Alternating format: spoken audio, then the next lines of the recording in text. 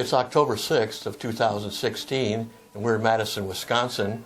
We're right before the National Dairy Shrine Banquet, where we honor the people that entered the Hall of Fame.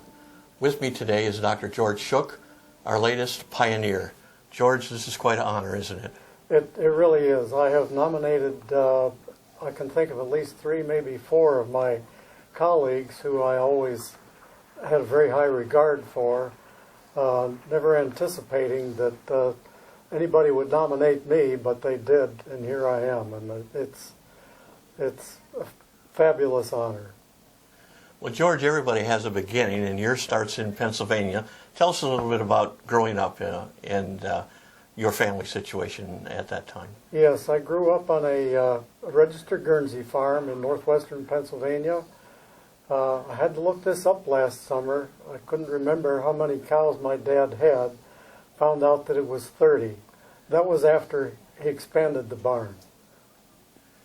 And so that upbringing in the dairy industry led you to Penn State University, and a new part of your development happened.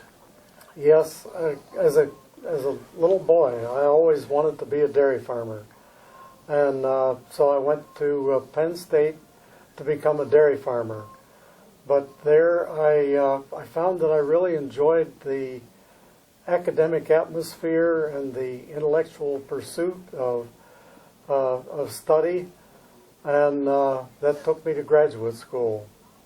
Farming was no longer my career goal.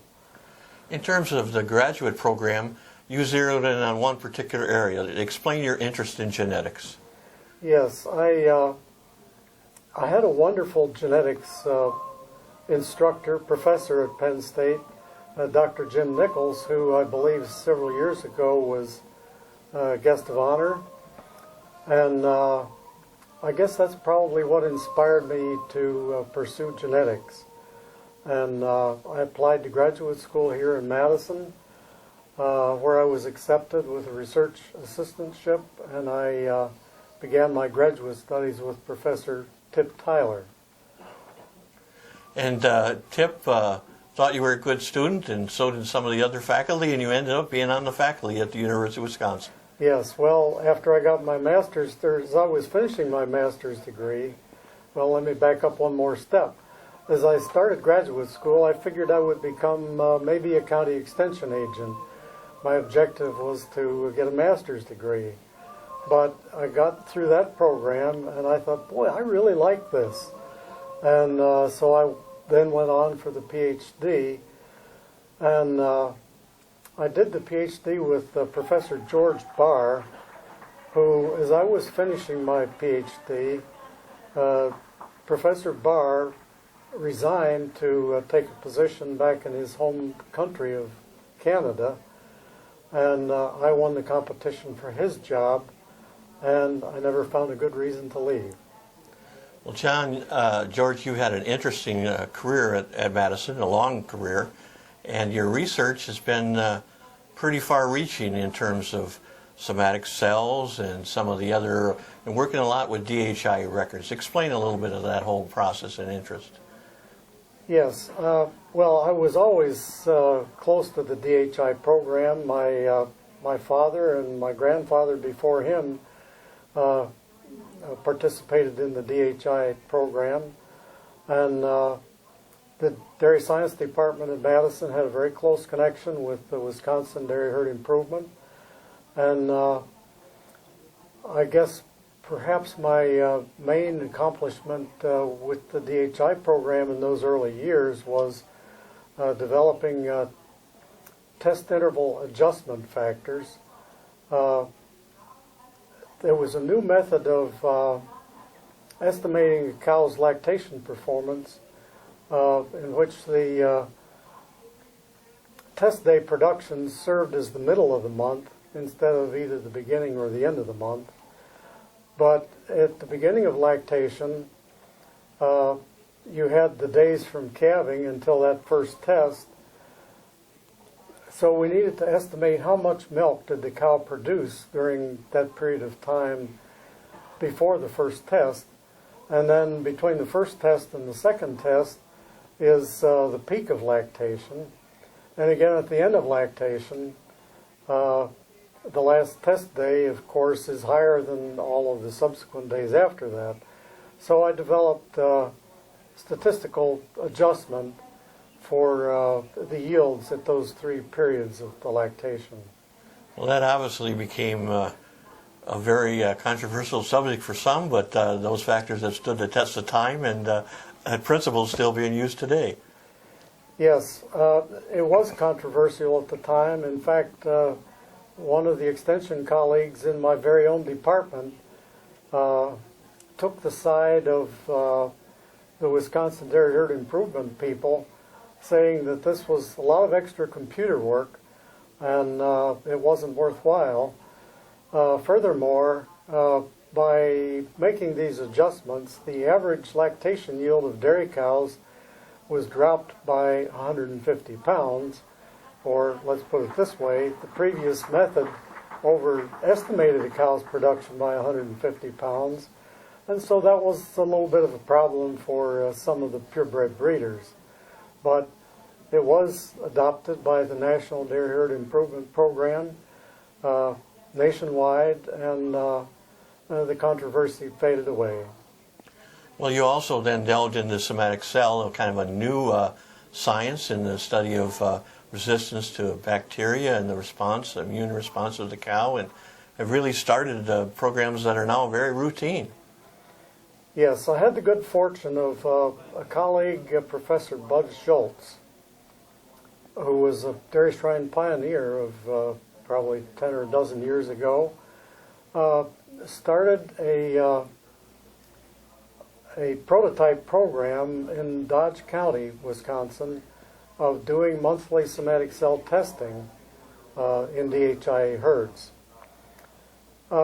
If there's anything that an animal geneticist, a dairy cattle geneticist, covets, it's a large data set. And eventually that Dodge County program expanded statewide and generated many thousands of somatic cell count records. That was the data that I needed, and it was a unique opportunity. This was pioneered in Wisconsin, and I took advantage of that opportunity to do statistical analysis of the somatic cell counts. And the statistical properties of the somatic cell count are terrible for data analysis. So I developed a scoring system that gave the data much better statistical properties, and I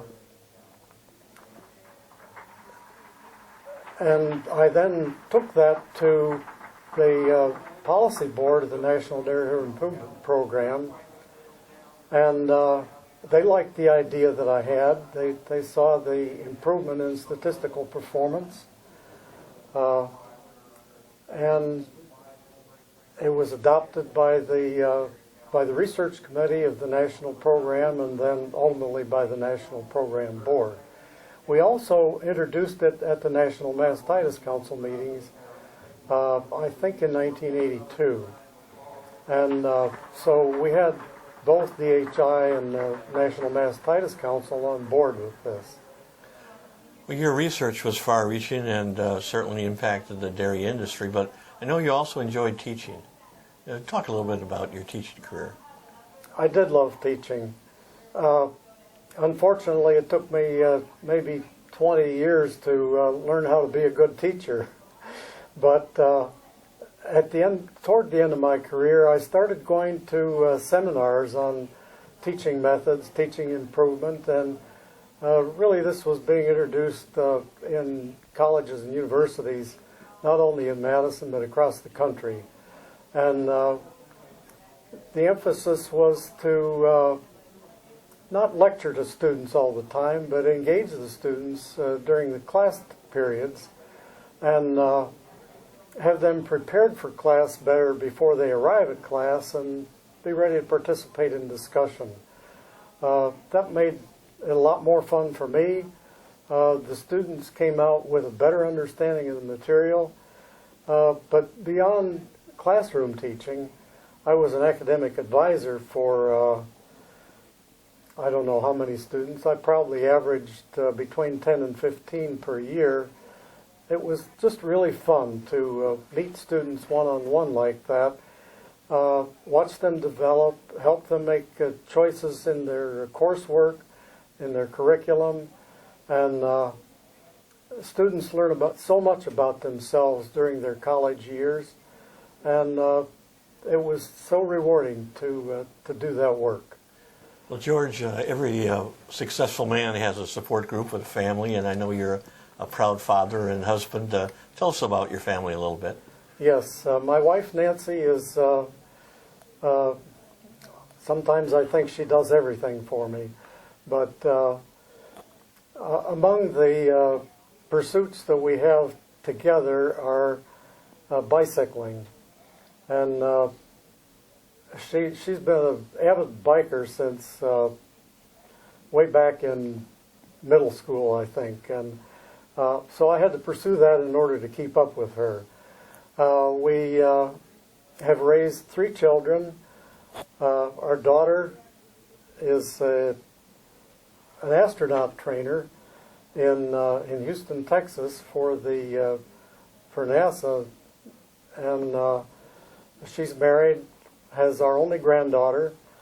Our older son is a business intelligence consultant. I don't know what that means, but that's his title, living in eastern Wisconsin. And our younger son is a computer engineer, a hardware engineer in Santa Clara, California. They're all engineers. They've all done extremely well academically and in their careers, and we're very proud of them.